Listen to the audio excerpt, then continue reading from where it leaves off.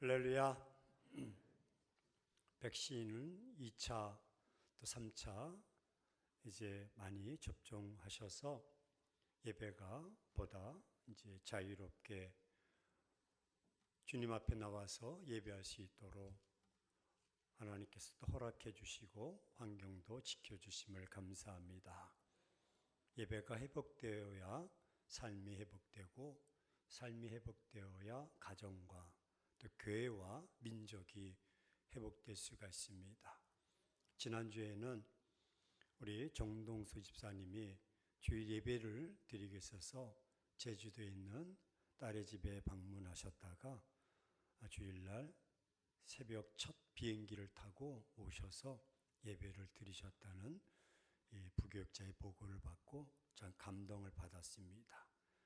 제주도에서도 비행기를 타고 날라오셔서 예배에 참석하셨는데 엎어지면 코달대에서 아직도 빈자리가 많이 있습니다. 속히 회복되어진 역사가 있기를 축원합니다. 우리 자우사람에게 당신을 보니 참 너무나 행복합니다. 우리 한번 형제의식을 가지고 유튜브를 통해서도 보시는 분도 환영하고 사랑하고 축복합니다. 출애굽기 네 번째 시간, 오늘은 숨길 수 없는 혈통이라는 제목으로 함께 말씀을 나눕니다. 본문의 배경은 모세가 갈대상자에서 떠내려간 직후 40년이 지난 때의 일입니다. 어느덧 벌써 지난주와 오늘 일주일 사이인데 40년이 흘렀습니다. 그러니까 나일 강가에 던져진 아기 모세가 바로 공주에 의해서 건증을 받게 되었고, 그리고 그녀의 양자된 신분으로 애굽 궁으로 들어가 애굽의 간습, 전통 또 학습을 다 배웠던 때가 40대입니다. 사실 모세가 애굽 궁중의 부와 명예에 젖어서 그냥 순조롭게 잘 따라가기만 하면, 즉 말썽 없이만 살 것 같으면 금수저 같은 앞길이 쫙 열려진 여생을 호의호식하면서 아마도 편안하게 살 수 있었을 것입니다. 하지만 모세는 장성한 후에 바로 공주의 아들이라는 신분에 연연치 아니했던 것입니다.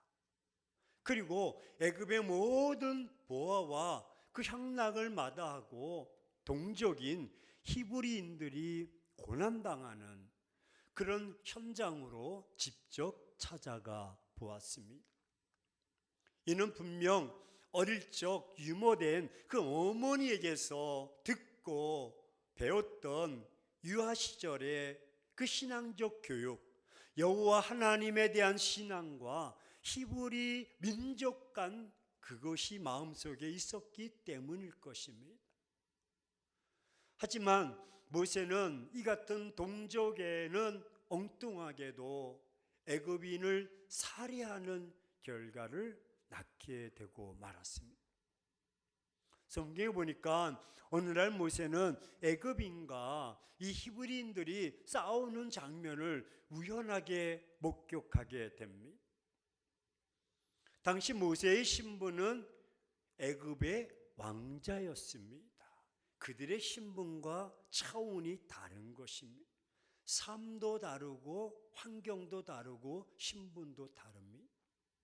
모세는 이 싸움에서 그래서 간섭해서는 안 됩니다. 그냥 지들끼리 싸우는 것입니다. 하지만 모세는 히브리인 편에 들어서 시키지도 않았는데 애굽인을 쳐서 살해하고 심지어 그의 시신을 모래 속에 감추었습니다. 하지만 모세는 애굽의 왕자입니다. 누가 보아도 모세는 현실에 애굽인 편에 서야 됩니다. 왜? 애굽의 왕궁에서 40년 동안 살았습니다.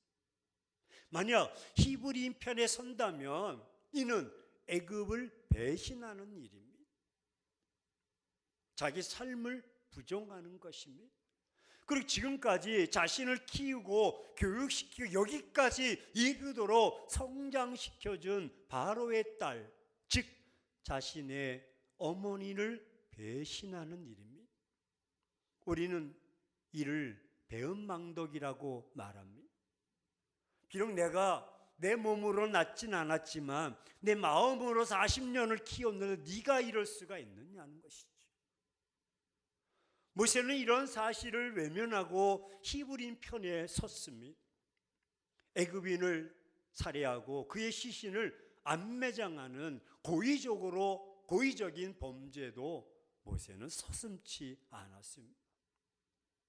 이로 인해 모세는 스스로 위기를 자초했습니다. 하지만 애굽의 왕자가 자신의 편에 서서 도와주었으니 히브리인들은 얼마나 마음속으로 든든했을까요? 자신을 도와주기 위해서 스스로 위기를 자초한 모세가 얼마나 대단하고 고마웠겠습니까? 야, 모세가 애굽의 왕자가 우리를, 아마도 모세 스스로도 이런 위험한 일을 한 것이 히브리인들을 위해서 했다고 생각했을지도 모릅니다. 그런데 이 일이 있고 난 후 얼마 안 되어서 히브리인들끼리 서로 싸우는 것을 모세가 보았습니다. 모세도 저와 같은 성격인 것 같아요. 전 아내한테 꼭 지적당하는 것이, 길에 가다가 누가 싸우면 그냥 안 갑니다. 그 자리에서 지켜보면서 판단합니다. 아, 이 사람이 잘못됐구나. 요즘 별 살 재미가 없어요. 여기 다리가 이제 양길로 돼서요. 그때는 이게 한 길로 돼가지고 중간에서 자주 싸웁니다. 그러면 운동하다가 집에 가지 않고 꼭 지켜서, 내가 보기엔 저 사람이 잘못됐어, 저 사람이 뒤로 가야 돼, 저 사람이 뒤로 가면 그러면 그렇지, 그러고 가고요. 만약에 그렇지 않으면 저런 나쁜 놈, 괜히 그러고 갑니다. 모세도 괜히 그곳에 가. 오늘 보십시오. 2장 13절 14절에 이튿날 다시 나가니 두 히브리 사람이 서로 싸우는지라.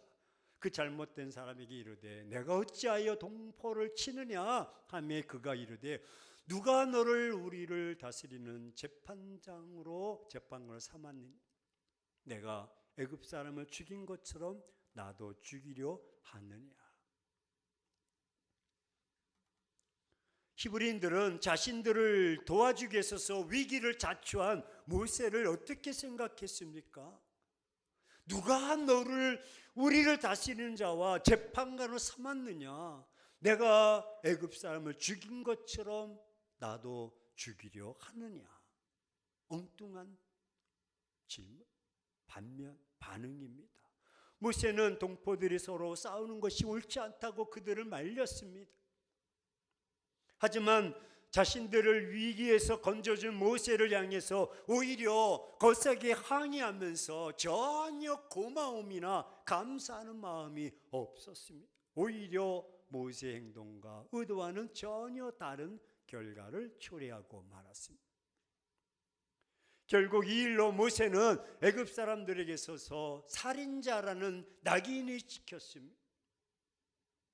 히브리인들에게는 불편한 존재로 전락되었고, 그래서 모세는 미디안 강야로 도망가는 신세가 되고 말았습니다. 오늘 15절에 바로가 이 일을 듣고 모세를 죽이고자 하여 쳤는지라. 모세가 바로의 낯을 피하여 미디안 땅에 머물며 하루는 우물 곁에 앉았더라. 왜 모세는 쓸데없는 일에 참견해서 불행을 자초했을까요? 누가 보아도 모세의 모습은 어리석은 행동이요 어리석은 모습입니다. 그렇게 해서는 안 됩니다. 아무도 알아주지 않는 일을 참견해서 애굽의 왕자가 하루아침에 살인자가 되었고 하루아침에 도망자가 되었으니 이보다 더 큰 불행이 어디 있겠습니까? 모세의 앞날이 암울하고 막막하기만 합니다. 캄캄합니다. 그럼 하나님은 이런 모세의 모습을 통해서 오늘날 저와 여러분에게 영적 주시는 메시지는 무엇일까? 우리가 받아야 될 교훈은 무엇입니까? 거기에는 목적이 있습니다. 이유가 있습니다. 하나님은 모세의 이런 모습에 이유가 있음을 밝히고 계십니다. 납득이 안 가지만, 이해가 안 가지만 모세가 히브리인들을 대하는 태도를 우리는 주목하셔야 됩니다. 저는 깜짝 놀랐습니다. 2장 11절 모세가 히브리인들에 대해서 말하고 있는데 같이 한번 보실까요? 모세가 장성한 후에 한 번은 자기 형제들에게 나가서 그들이 고되게 노동하는 것을 보더니 애굽 사람이 한 히브리 사람 곧 자기 형제들을 치는 것을 본지, 자기 형제라고 말합니다. 이미 갈대상자에서 건진받아서 그는 단절되어서 애굽의 왕궁에 있었는데 40년이 지났는데도 불구하고 모세의 마음속에는 히브리인들이 자기 형제로 다 자리매깁니다. 하나님은 그것을 드러내기를 원하십니다. 애굽의 왕자의 모세가 히브리 노인 이 노예들을 자기 형제라고 표현하고 있습니다. 신분이 다른 왕자입니다. 그런데도 자기 형제. 여기서 자기 형제란 말은 무엇입니까? 이것은 모세가 숨길 수 없는 혈통을 가지고 있는 자기 민족성을 가지고 있는 것을 고백하고 있어요. 어느덧 40년이 지났는데 말입니다. 비록 지금은 애굽의 그 겉모습은 가졌지만 왕자의 그 겉옷을 화려하게 입고는 있지만 모세의 뼛속 깊이 하나님의 자손임을 스스로 밝히고 있습니다. 모세의 깊이 숨어있는 그 정체성, 민족성을 드러낸 것입니다. 이 민족성이란 바로 나는 하나님의 자녀라는 것입니다. 이는 그가 히브리인들을 평소 가슴에 담고 있었음을 드러내는 것입니다. 그는 자기 형제들의 고난을 알고 있었습니다. 지켜보고 있었습니다. 그래서 자기 형제들이 고생하는 것을 볼 때 아마도 마음이 아팠을 것입니다. 비록 자기는 왕궁에서 호의호식하지 살지만 모세는 이런 마음을 계속적으로 가슴에 품었던 것이고 계속적으로 감정을 가졌던 것입니다. 그래서 모세는 자기 형제들의 억울함을 위해서 자신의 권리를 포기합니다. 이는 자기의 형제로 여겼다는 말이 거짓이 아님을 보여주고 있습니다. 그래서 모세는 바로의 낯을 피했습니다. 얼마든지 둘러대고 변명하고 해명하고 설득할 수도 있었지만 그러지 않았습니다. 미디안으로 도망갔다는 것은 어떤 의미가 담겨져 있습니까? 그것은 모세가 형제가 되기 위해서 자기의 권리를 스스로 포기했다는 것입니다. 비굴하지 않았습니다. 모세는 형제가 되기 위해서 인간적인 처세와 방법을 다 버렸습니다. 아마도 모세는 어릴 적에 유모된 어머니로부터 여호와 하나님에 대한 유일신에 대한 교육과 히브리 민족관을 교육받았던 것입니다. 유아교육이 그만큼 중요하고 주일학교 교육이 그만큼 중요합니다. 모세는 애굽의 부와 명예와 안락에 안주하지 않았습니다. 모세는 동족끼리 싸우는 현장을 목격하고는 가슴 아픈 심정으로 그들에게 다가가서 충고했던 것입니다. 하지만 그들의 반응은 냉담했습니다. 누가 너로 우리의 법관을 삼았느냐라는 반응입니다. 곧 우리의 일에 간섭하지 말라고 그들은 모세를 배척했습니다. 이처럼 자신의 신분에 연연치 않고 동족을 위해 행동했던 모세로서는 쓰라린 배반감을 맛보았을 것입니다. 아마도 처절한 낭패감을 체험했을 것입니다. 이것은 무엇을 의미합니까? 모세는 인간적인 처세와 방법을 포기한 것입니다. 더 이상 모세는 인간적인 혈기와 의분으로서 그 동족에게 접근하지 않았던 것입니다. 만약에 애굽인처럼 애굽인에게 대했던 것처럼 했다면 그는 또 낭패하고 말았을 것입니다. 결코 하나님의 방법이 아니었던 것입니다. 그는 출애굽의 역사는 모세가 처음 시도했던 것처럼 인간적인 혈기와 의분으로선 되어질 일이 아님을 알게 되었습니다. 어디까지나 그것은 하나님의 일인 만큼 하나님의 방법으로서만 가능했던 것입니다. 그래서 모세는 더 이상 처세와 방법을 사용하지 않았던 것입니다. 모세는 애굽 사람을 죽였던 것처럼 반대하는 히브리 사람들에게 그런 방법을 취하지 않았다는 것입니다. 오히려 모세는 히브리 사람 형제들 어깨에 서서 자기의 힘과 방법과 처세를 다 포기한 것입니다. 그래서 더 이상 그들과 말싸움을 하지 않았던 것이요, 그래서 바알의 궁에서 나와 미디안으로 간 것입니다. 이렇게 모세가 형제의식의 공동체를 회복하기 위해서 힘쓰고 노력했을 때 하나님은 일하시며 하나님은 이 일을 통해서 모세에게 새로운 삶을 예비하시고 준비하고 계셨던 것입니다. 그래서 오늘 15절 하반절에 미디안 땅에 머물며 라고 말씀하고 있습니다. 하나님은 이런 모세가 형제의 사랑을 제대로 실천할 수 있도록 그를 왕궁에서 불러내서 미디안 광야에서 다 훈련시키시고 예비하십니다. 이는 앞으로 모세가 형제의식의 공동체의 사랑을 제대로 실천할 수 있도록 하나님이 뽑아주시고 준비하시고 훈련시키시려고 미디안 광야로 불러내신 것입니다. 하나님의 역사를 바라보십시오. 사랑하는 행복한 교회 성도 여러분, 오늘날도 우리 주변에는 애굽인과 히브리인들이 충돌이 있습니다. 세상에서 당하는 성도들의 억울함과 아픔이 있습니다. 불신자와 신자들의 충돌도 적지 않습니다. 이런 광경을 바라보는 평소 여러분의 시각은 어떠하셨습니까? 아마 다양할 것입니다. 아마도 그냥 모른 척 그냥 보고 일부러 피하는 자도 있을 것입니다. 성도들의 모습을 오히려 비난하고 자신도 신앙임을 부끄러워하는 자도 있을 것입니다. 어떤 자는 같은 성도로서 옹호하는 자도 있을 것이고 어떤 사람은 아무런 반응도 없는 무관심한 자도 있을 것입니다. 그럼 내가 모세의 입장이라면, 여러분이 모세의 입장이라면 어떻게 하시겠습니까? 믿음의 형제 자매들은 예수 안에서 자기 형제 자매입니다. 이것은 절대 숨겨서는 안 되는 우리의 정체성입니다. 예수 그리스도의 보혈의 피로 값주고 산 형제요 자매인 것입니다.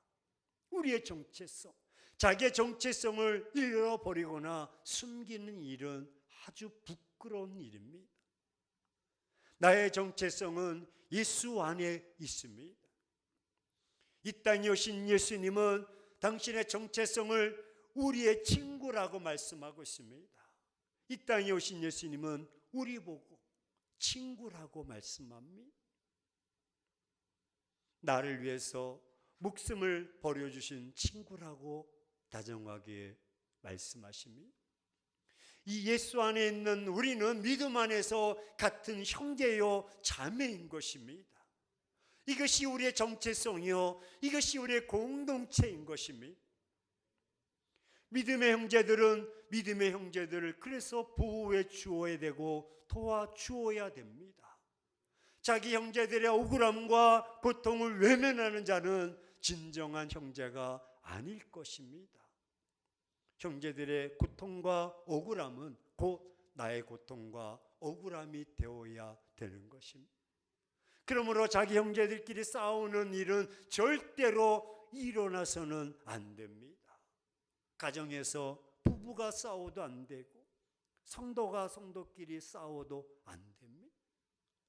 교회가 분열하면서 싸워보십시오. 그 지역 사람들이 저놈에게는 허구한 날 싸운다고 교회가 부흥되겠습니까? 이는 부끄러운 일이며 예수님께서도 안타까워하시는 일입니다. 이런 행동은 절대로 일어나서는 안 됩니다. 하나님은 형제들이 동거하며 연합하며 믿음의 형제들을 형성하기를 원하십니다. 형제가 연합하고 하나 된 모습을 갖기를 원하십니다. 어떤 두려움의 대상도 다 물리칠 수가 있습니다. 하나님 이렇게 연합하고 하나 된 형제들에게 복을 주시고 그리고 연합하고 하나 된 형제와 함께 하십니다. 성경 우리가 잘 알고 있는 시편 133편 1절과 2절에 보라 형제가 연합하여 동거하며 어찌 그리 선하고 아름다운고 머리에 있는 보배로운 기름이 수염 곧 아론의 수염이 흘러서 그의 어깨까지 내림 같도다. 할렐루야.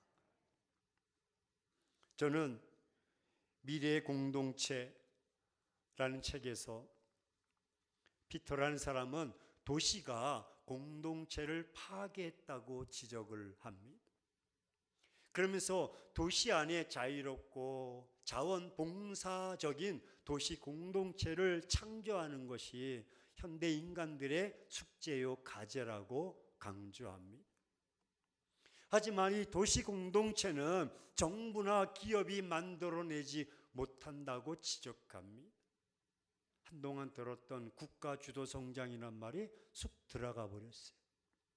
국가가 할 수 없다는, 몇몇 기업이 할 수 없다는. 그래서 피터는 비영리 단체만이 다양한 공동체를 창출해낼 수 있다고 역설하고 있습니다. 오늘날 현대를 이끌어가는 가장 강력한 세력이 있다면 정부와 기업인데, 그러나 정부와 기업도 도시 공동체를, 이 공동체, 이 사회를 만들어낼 수 없다는 것입니다.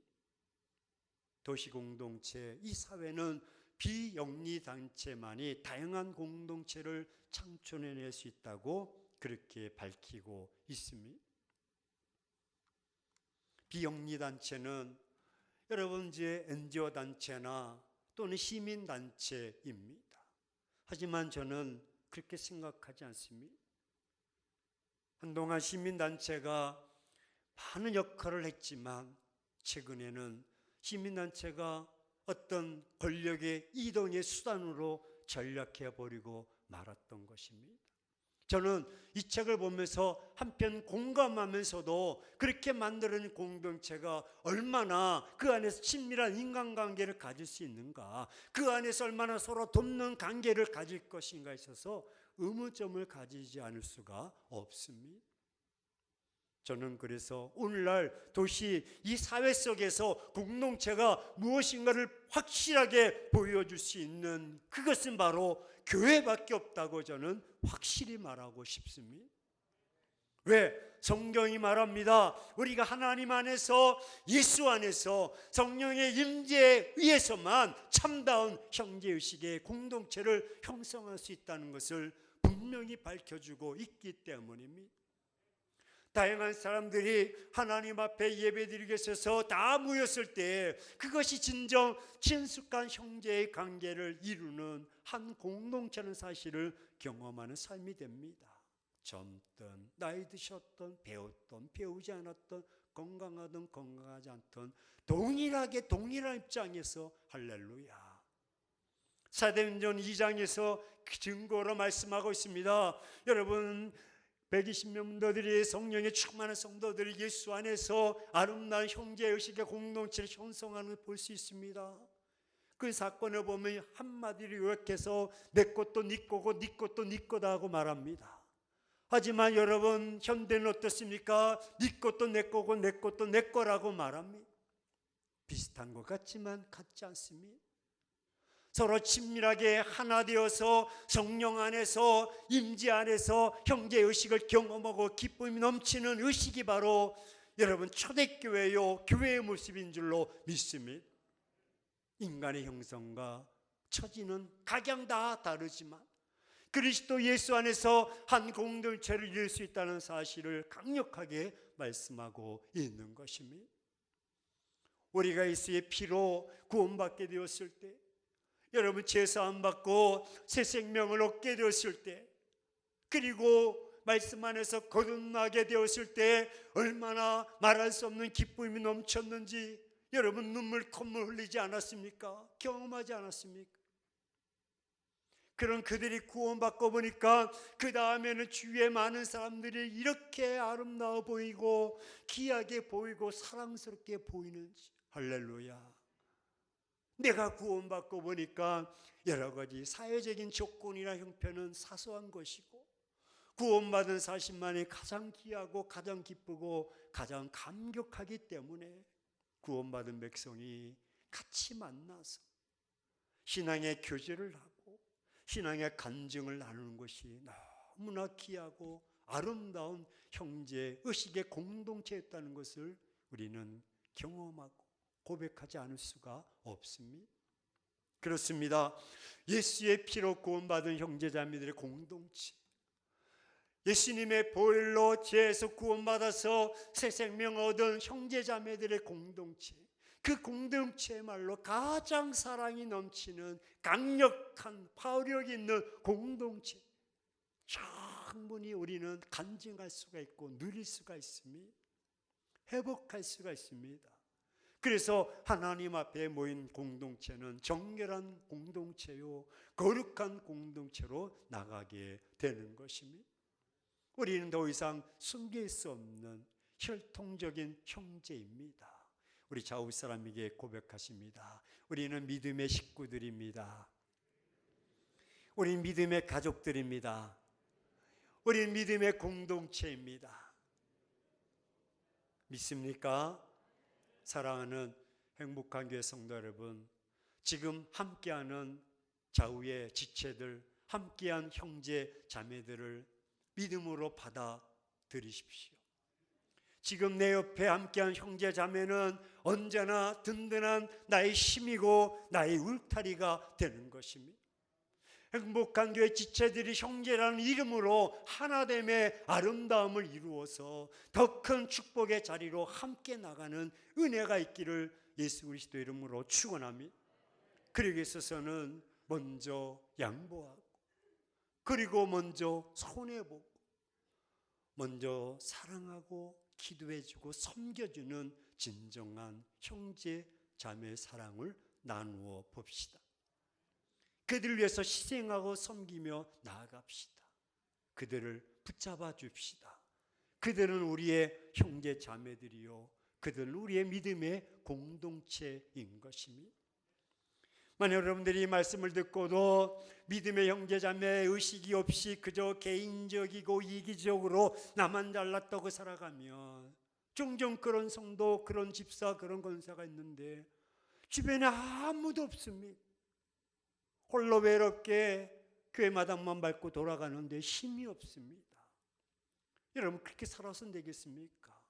홀로 있는 아무도 없는, 내가 지쳐서 쓰러질 때 아무도 여러분의 손을 붙잡아 줄 사람이 없다는 것입니다. 하지만 여러분들이 이 말씀을 듣고 오늘부터 당신이 누릴 수 있는 부귀영화를 희생하고 나눠주며 형제 자매를 위해서 믿음의 공동체로 살아간다면 여러분은 홀로가 아닐 줄로 믿습니다. 여러분 곁에는 믿음의 사람들이 여러분을 돕고 함께 지체로서 세워져 나갈 것입니다. 우리 행복한 교회가 추구하는 삼일째 예배 공동체입니다. 여러분의 삶이 지쳐 쓰러질 때 믿음의 형제들이 달려와 도와줄 것이요, 손을 잡아줄 것이요, 이런 여러분의 삶은 하나님도 외면하지 않으시고 도우시고 여러분의 삶을 회복시켜 주시고 존귀하게 하실 것입니다. 그렇습니다. 하나님은 지금도 모세와 같은 자기 모든 것을 버리고 믿음의 형제 자매의 의식 속에서 믿음의 공동체를 세워가는 자를 지금도 찾으십니다. 그래서 그를 통해 가정을 회복시켜 주시고 그를 통해 교회를 회복시켜 주시고 그를 통해 민족을 회복하시기를 원하십니다. 우리 자업 사람에게 당신은 나의 지체입니다. 할렐루야. 그렇게 되고 원하신다면 자리에서 일어나셔서 누군가 널 위해 기도하